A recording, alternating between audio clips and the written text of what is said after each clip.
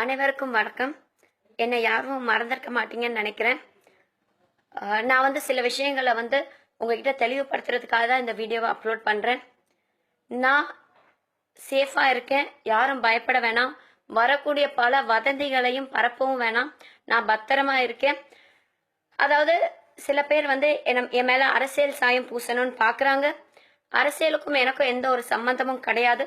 தென் மாவட்டத்தை சேர்ந்த நான் ஜல்லிக்கட்டுக்காக போராடுறதுக்கு தான் ஒரு சாதாரண பெண்மணியா தான் இன்னைக்கும் நான் சாதாரண பெண்மணியா தான் இருக்க விரும்புறேன். இந்த அரசியல் சாயம் என் மேல பூசுறது எனக்கு சுத்தமா பிடிக்கல.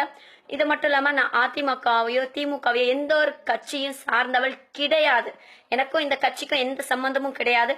என் பின்னாடி ஒரு கருப்பு சட்டை போட்ட நபர் கோஷம் போட்டதாகவும் அவர் திமுகல இருந்தவராகவும் நானும் திமுக சேர்ந்தவளாகவும் சொல்லிட்டு இருக்காங்க. அவர் யாருன்னு எனக்கு தெரியாது.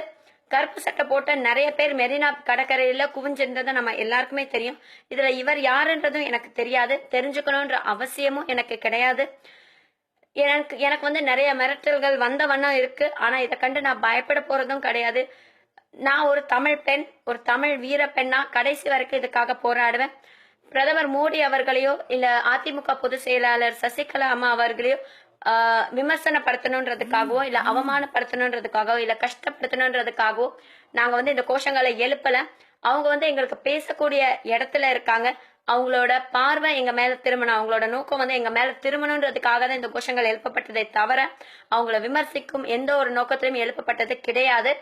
நான் திரும்பி சொல்றேன், நான் எந்த கட்சியும் சேர்ந்தவள் கிடையாது. நான் ஒரு தமிழ் பெண்ணாக மட்டுமே இருக்க விரும்புகிறேன். நன்றி.